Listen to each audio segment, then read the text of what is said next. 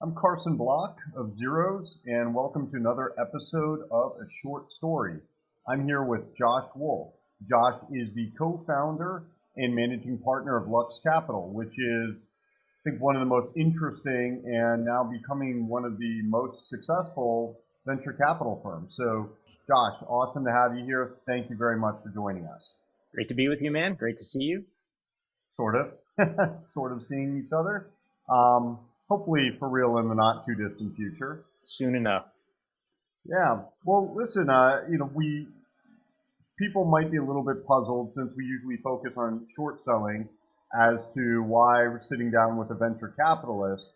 And I think it's really important to point out, A, that you're not typical for venture capitalists by any means, and B, you actually have opinions that are subversive, if anything, in the venture capital world. And just, to illustrate this, when you and I first met, I think it was probably early 2014.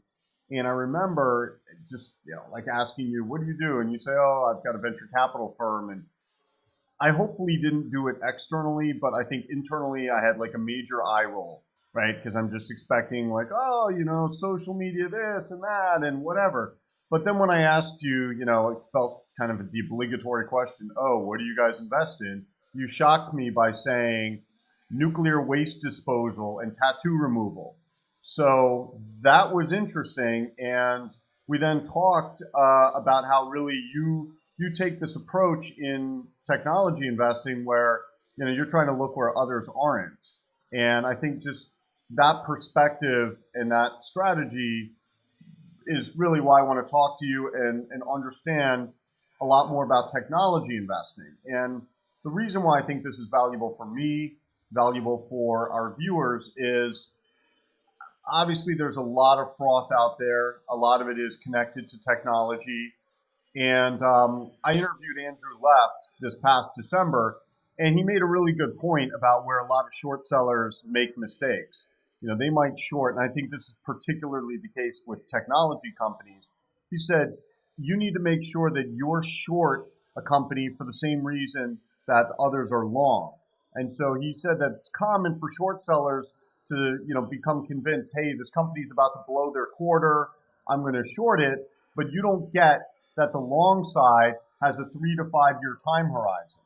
And that's often, much more that growth type investor, technology type investor. So to really understand how to become better short sellers, but also to understand how to better identify on the long side technologies that just aren't going to get there ever. That's why I really want to talk to you and get your perspective on these, on the myriad questions associated with this. Somebody had said recently that, and I don't know to who the quote is attributed, but that, if you think about the distinction between like value investing and venture investing, value investing is premised on things remaining the same.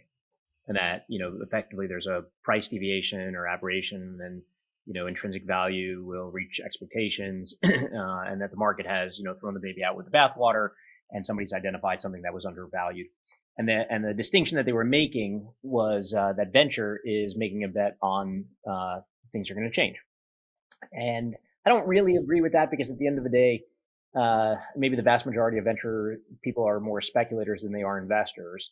But I was sort of raised or groomed and took very early to classic Buffett, Munger, Klarman, just rational people that were sort of truth seeking.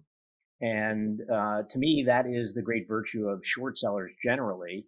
It's, people that are looking to identify where not just accidental misinterpretations, which are generally the fundamental analysis gone wrong, but overt manipulation of credulity of masses, which I find to be a great virtuous thing. And it's, to me, very resonant with what the fundamental people and asset that we invest in, which are scientists and engineers, are trying to do. They are in what I consider to be a righteous pursuit of truth. There's, some scientist out there that claims something, and then because of the system of peer review, you have somebody else that says, no, that's total bullshit. That's not actually true. And through that constant iteration of like conjecture, which could be done innocently or maliciously, and then criticism, you trend towards truth. It's the same thing in markets. And so I like to think that I'm on this holy quest of funding people in science and technology that are creating something virtuous and truthful. And I like to have lots of friends like you that are, I think, on a similarly virtuous quest when it comes to capital markets to call bullshit on people who are just either, outright lying or manipulating other people. So, yeah, and the virtue of technology, we have lots of friends in common that are focused on short selling, and I think my attraction to them and vice versa has been sort of my focus on the fads and the frauds and the technological obsolescence. And in one case, everything we do at Lux is premised on, can we find somebody that has solved the problem that's going to disrupt one of the big guys? And so, yeah, when we first met thinking about nuclear waste, most of the big people in that industry were CH2M Hill and URS and Fluor and Bechtel, big engineering primes that were basically almost the equivalent of Beltway bandits, but just capturing large money from DOE. And when you learned about the enormity of the nuclear waste problem, both domestically and internationally, specifically for pre and post Cold War bomb making, there was a big opportunity to find technology that might be superior. And so we went and assembled a team and found technology and people and put it all together. Yeah, so I think the great virtue of having an appreciation for technology is recognizing that in some sense, if we're super cynical about it, although it is true, most future shorts are going to come from the vast majority of what venture guys are funding and taking public, because there are things that will be legitimate, I think, great compounding business like in Amazon, which was venture backed. And then the vast majority of companies that go public, probably shouldn't be, are premised on a narrative, have set unreasonable expectations, have attracted a cost of capital that is undeserving, and have a business that will never, ever be able to earn that cost of capital. And so, some people in the early days are rewarded for the speculation and pursuit of, these momentum and growth stocks. And certainly for the past few years, I think valuations afforded to companies with growth metrics were somewhere between 2 and 4x people who had, growth and profitability, let alone, the top line. And I think eventually we'll see a return in discrimination towards not just quality of earnings, which most companies don't have today that are in high value, but like the quality of the revenue. And I think there's a lot of games that are going to be revealed about people goosing things for top line growth that just is not organic or authentic and, requires scrutiny from people like you who can be rewarded for identifying that and saying the emperor's got no clothes. Yeah, when we talk about stuff that gets venture funding, I'm talking more the typical, venture firms that fund this, in the social media space or what have you. Somebody I spoke to a few years ago, and I won't mention his name just because I don't have permission to, although he probably would be okay with this. But in any event, he came from that world of having been at some startups, including some very successful ones.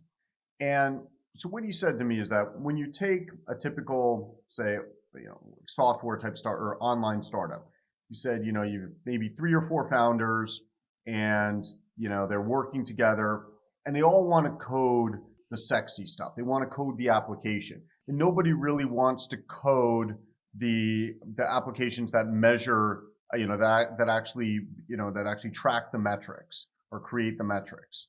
And that kind of, whoever gets stuck with that is often like, job here, doesn't put his or her all into it often.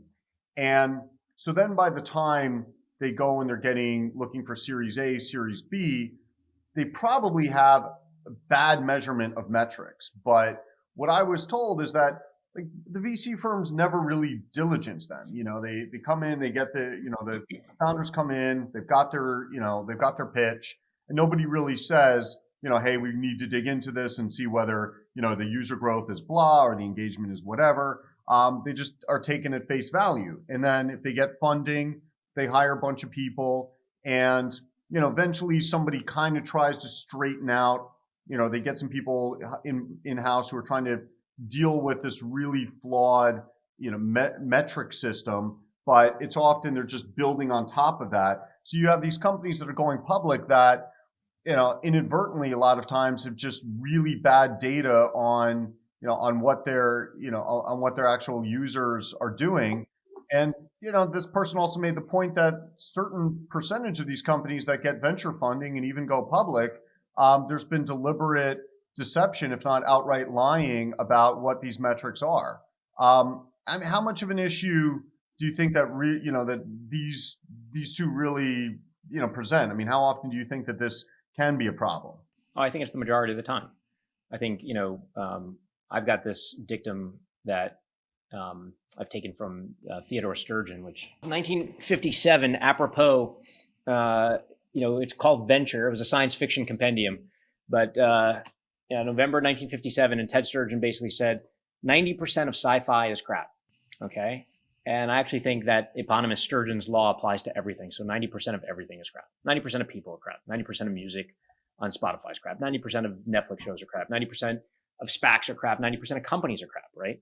And there's actually sort of a separate Bayesian trick, which I think always is interesting to reveal how much luck there is in investing. We'll talk about that in a moment, but I think it's abundant because I think 90% of companies are crap. And so, 10% of companies have probably a totally legitimate operator who has the experience and understands a priori the metrics that they have to hit. They understand CAC. They understand LTV if it's a software business. They understand the product differentiation. They understand the incentives that they have to give to salespeople to hit quotas and drive business. They understand the attachment rate of service or maintenance revenue. They understand how to run a real business, and they also understand their cost of capital and how to raise it and lower it and hit it. And so those people are few and far between. I mean, great entrepreneurs are by definition scarce and rare. Now, some of the great entrepreneurs aren't great operators, but are phenomenal storytellers. And if you're a phenomenal storyteller and you can raise money by raising expectations and lowering your cost of capital, then you can do exactly what you said, sort of fake it, to make it, or recruit a team, and you're attracting more and more money on the sexiness and the sizzle of it, and then maybe you've got enough capital in cash or stock currency where you can actually make a tuck-in acquisition or some acqui-hires and get some substance. I mean, Larry Ellison was sort of famous for this, right? He was the first pioneer of vaporware and just lying about products that didn't even exist, and in part to send negative signal for competitors, and in part to attract capital to be able to fund that kind of stuff. And then I think it's pervasive. The difference is also a big function of the macro.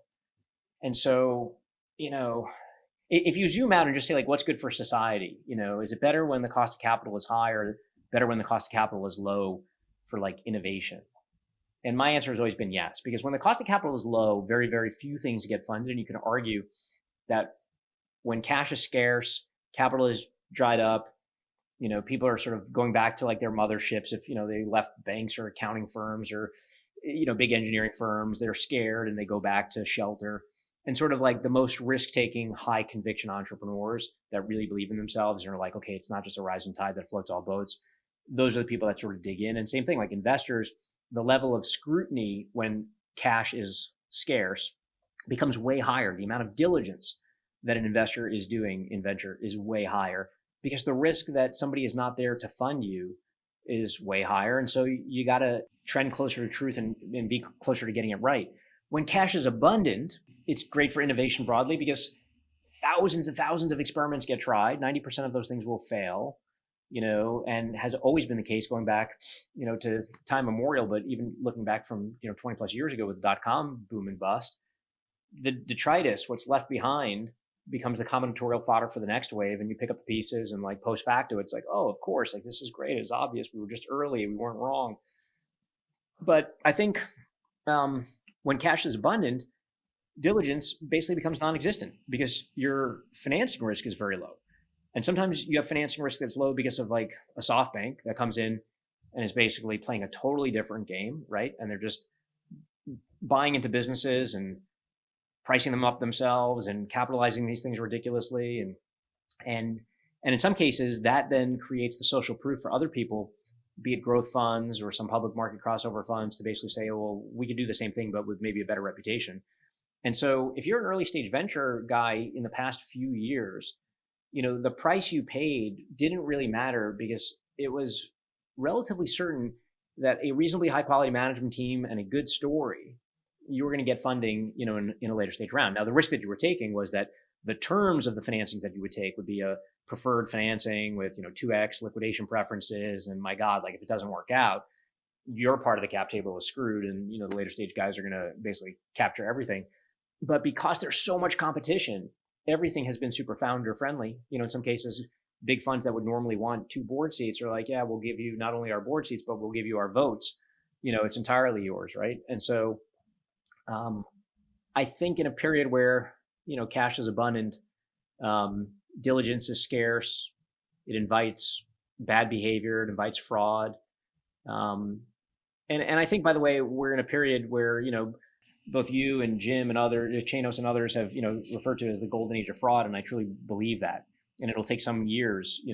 I've been wrong for the past 2 years, thinking that this was imminent to end. So I have no idea if it ends in 2 weeks, 2 months, or 2 years. But I do think that the positive feedback that companies have gotten from promoting top line growth, and we just alluded to this before, the quality of that growth is probably very poor. That they're going to employ all kinds of tricks. And some of those tricks will be legal. They will be immoral, but they will be legal to buy revenue from companies, to make horrible acquisitions.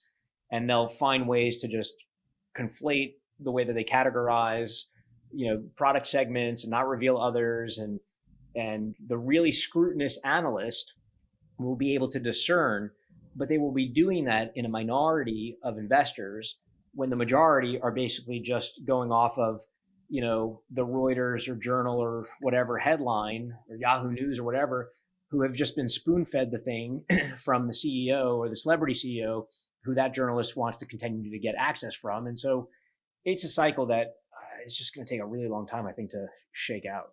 So how complicit is the venture capital industry in these promotions and frauds? I mean, is it very willful ignorance? Is it just, hey, we only provided the money, what these guys do with it is their responsibility? Or by, some people might think this is kind of tinfoil hat, but I've speculated for some years that there's something that I call the Silicon Valley Mutual Welfare Society, which is where, the well-established Silicon Valley VC firms, they all have portfolio companies, and they kind of scratch each other's back. So you've got a portfolio company that's kind of dog shit. I'm going to have one of my portfolio companies buy yours. Later you're going to have one buy from this guy, and then he's going to buy a company off me at some point, and we'll all kind of be able to sweep stuff under the rug. So how complicit is Silicon Valley in the promotions and frauds? And does the Skull and Bones Society really exist? Do they run the world? If it does, I'm not an invited member. But there's definitive reciprocity in venture, more in getting into deals. If we form a company, which is something we love to do, where you start a company with an entrepreneur, you have very high ownership for very low dollars. You've originated something interesting. You're not competing, with everybody else for a seed or Series A. Then you get to choose, like, okay, let's go to these 3 firms. And the people that you pick might be people that you think are both going to be legitimate value add investors. They're well connected, they're high signal, they're going to be supportive in future rounds, but also they're in interesting companies, and they will reciprocate by showing you something in their portfolio, right? And so there's that for sure in the ecosystem, which I don't necessarily think you see as much in the public markets. I mean, you have some high correlations amongst, like, ex-Tiger Cubs or people that sort of think alike or have been trained alike, but I don't think that it's like as overt of, and it's not like, hey, like we would never say, hey, we're showing you this. Well, it's just sort of like an implicit, we're bringing you deals. And if everybody else is like, thanks, and never show us anything, we're not going to come back and bring you our next best deal. And so there's some expectation in terms of deal flow that's just sort of premised on relationships, where you're sharing ideas and making introductions to entrepreneurs. But at the end of the day, we can make an introduction, I don't know, the founders fund, somebody that we like doing deals with. And the entrepreneur gets to decide. Like, we never have the heavy hand to say, because we're not like private equity firms where you control the company. You own between, 5 and 25% of the company, or a non-passive minority shareholder. You have a board seat in most cases, but it's at the end of the day up to the entrepreneur about who they want in the syndicate. And the best entrepreneurs have a sense of who they want, and the worst entrepreneurs, are almost begging for help to have you help, raise the money for them. In the case of like you have a crappy portfolio company, I think it's the same sort of thing where, again, the best firms, you're only as good as your last deal. And if we went to another firm and like, these guys are just like flailing and we need help being bailed out, and don't worry, we'll take care of yours later. I don't think that happens as much, and certainly not, amongst the people that we co-invest with. And the reason is the magnitudes of your winners are so much bigger than your losers. If you take an average venture fund, a third are 10x, a third are total zeros, and a third you make your money back, and you end up with like a 3x cash on cash fund over that decade or 7 years or whatever it is. And so if we've got a company that is like flying high, the idea that we would take some shitty culture or crappy technology and try to roll it in to do a solid for some peer VC, or that they would expect that, as just I think that's more apt in private equity, where they're in control positions and they sell a company or they're doing some tuck-in acquisition. But I haven't really seen it in venture, although I will say there's times where you see combinations of companies where they merge, and sometimes it's within somebody's own portfolio, and it could be because and there's one VC, again, who I also won't name, who does this all the time, and like when you see it, I'm just like, oh my god, it's like another so and so special. They have a company that's got cash, another company that's basically low on cash. This company's got better management team. These guys have some management coup. And so they take some elements of the assets, where it's the people or the technology or a bigger market or a better story. They combine these things and then they try to live another day. But they typically do that within their own portfolio. And then they might come to us and say, hey, do you want to invest in this combined entity? And we're looking at it, we're like, no, we're good. Because it really is in that case, one pile of shit, another pile of shit is like, 3 piles of shit. You said something also that a few minutes ago that is particularly interesting to me as well. Something I've wondered a lot about.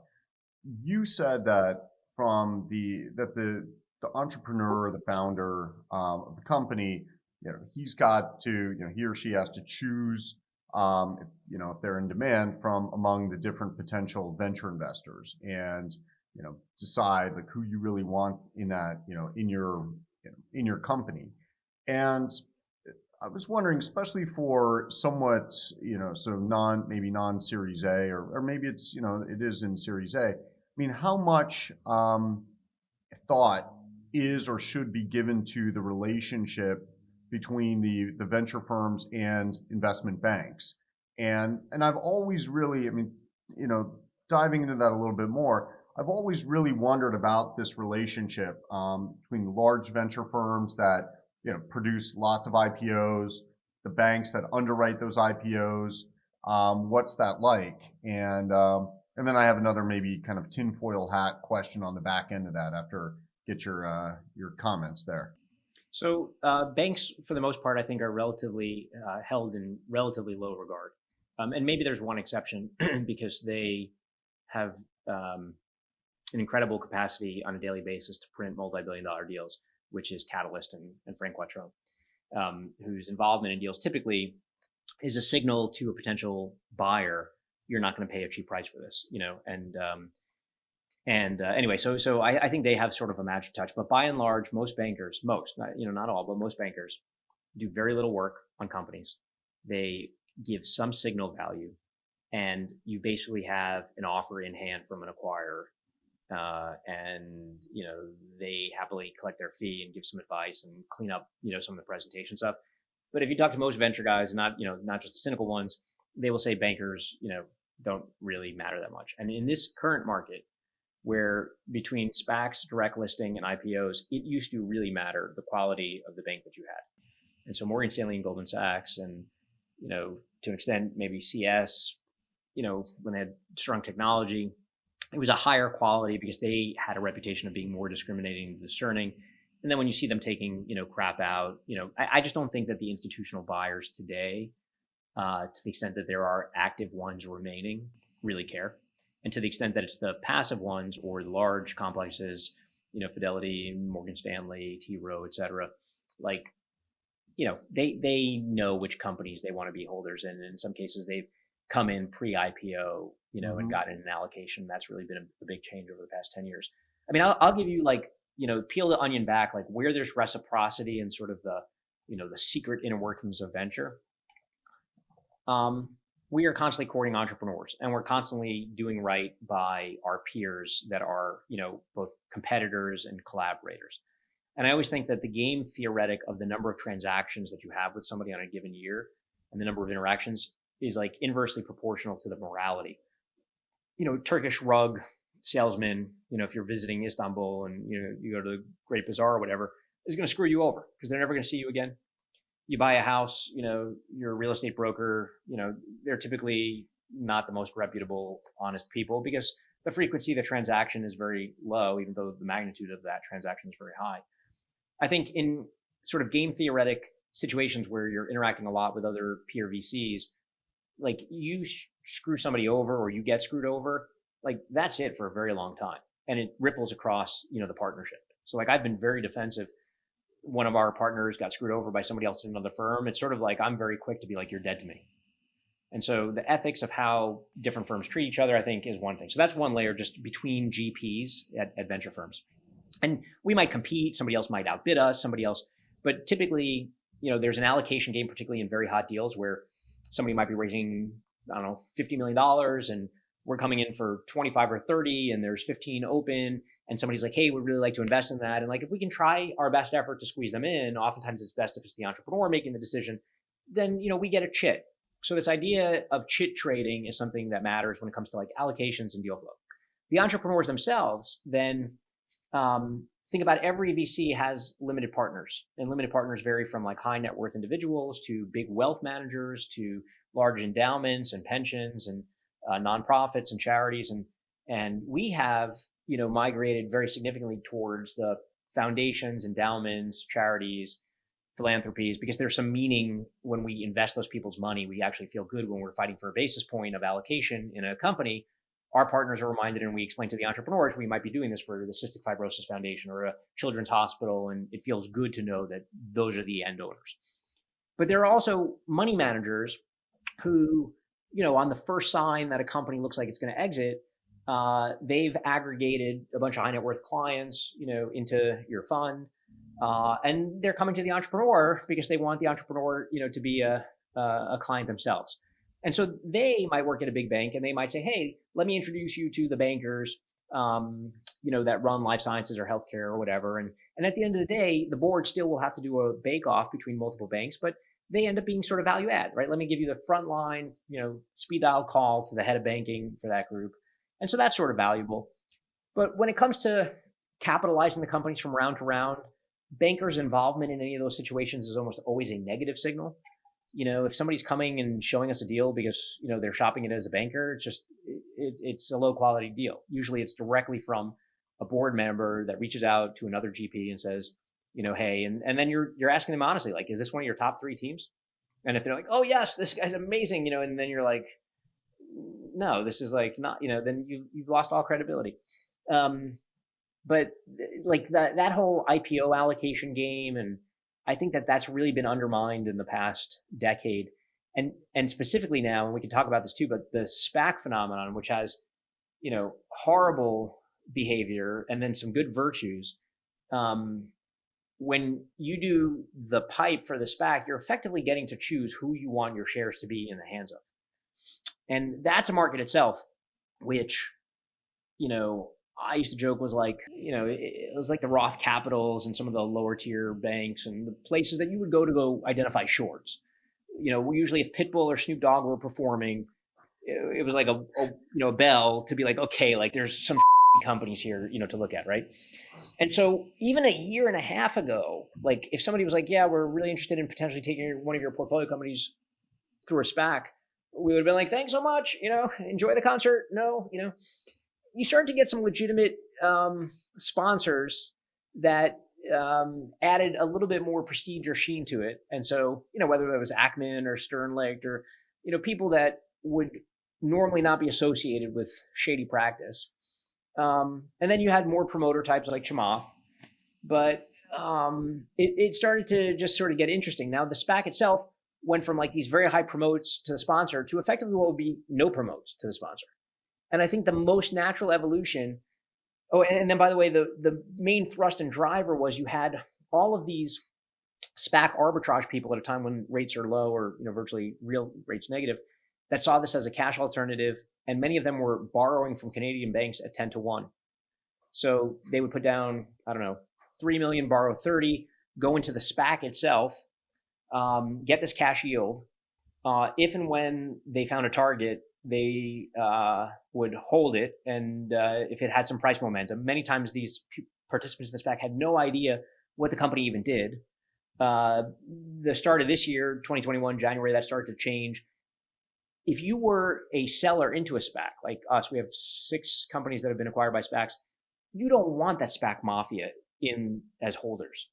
You want legitimate, long-term, traditionally long biased funds. You want Fidelity, but more importantly, you want Tiger or Cotu or D1 or Viking or Senator or XN or Bill Miller. You don't really want the ARCs, or Barron or people that are just or Bailey Gifford, more growth oriented, less scrutinizing at less high signal than somebody else that might run a long short book. But that was your opportunity to sort of control effectively who was getting allocations, because you didn't go out randomly. You basically said, like, let's go to these 4 or 5 long funds. And so, but what I think the next natural evolution is you'll look at those same people and say, wait a second, if that's who we want on our cap table, and those are the people whose shares of this company we want to put in their hands, why not just do a PIPE basically as a pre-private round, as you've seen many of these guys do, and then just do a direct listing? It's the cleanest, most honest, you're not, playing any funny games. And then I think that combined with the scrutiny that the main arbitrage between a classic IPO and the SPAC boom was the ability to give forward guidance. And so you have these companies, and I won't name them, but that are putting out basically renderings, like Elon has done with Tesla, and renderings of financials and renderings of products, and none of those things exist. Mm-hmm. And so there was a call, which I think was a good call, that, if you're going to put out those renderings, management and insiders should be locked up, for that same period of time. That seems like a good, alignment of interest and a way to reduce conflict. So I think all of that will shake out rightly, and there will be abuses. But the other thing that I think is also interesting is it's very hard to bet against some of these companies because of the amount of cash that has been delivered to their balance sheets. And I think there's like 3 phases to this. The first phase is just like the boom in SPACs, and again, applying Sturgeon's law. 90% of these SPACs I call craps. They're going to go to the shitter. 10% will survive and thrive and deserve it, and some portion of those 10% don't deserve it, but they will still thrive and survive. Some portion of those 90% will trade far below their cash value, and you will see activists come in and basically say liquidate. And so what the macro giveth, the macro can taketh away, and I think should. And so you'll see some liquidation of these SPACs, which I think will be quite interesting, and it'll shake people. But the people who are able to get a lot of cash and still maintain a high multiple of the ones that survive, I predict that there's going to be an M&A frenzy, and the M&A frenzy will be catalyzed by that multiple arbitrage. So if you take, a company that's trading at that de-SPACed and is trading at a 25 or 30 times multiple, and whatever, right? Revenue or profit today doesn't matter. And they find a target that they want to consolidate, and that's trading at, and they buy it for 15, when the incumbent competitor is trading at 10 or something. And the boardroom of that incumbent competitor is like, we can never buy these guys. We need to buy something at 8 or 9 that's accretive on the downstroke. And, one time they seem disciplined, 2 or 3 times where they miss a target to a higher multiple competitor, they say, wait a second, like, this could be existential. Like, there's a lot of advantage that's accruing here. We need to do something about it. And then they lax in their discipline, and they lower their standards, and they do bad acquisition. And I think you'll see a bunch of people do these kinds of things. There'll be an M&A frenzy, is my prediction for sort of the next wave of how this all shakes out. And that will reach peak fever pitch, culminate in like a January 6, 2000, going back 20 years, 21 years, AOL Time Warner like merger, where high flying, high multiple, reasonably high growth, but unprofitable business buys a declining secular but still cash flow positive business, and that'll ring the bell. And who that is, or I have no idea, but that I think is sort of the way that this whole market evolves.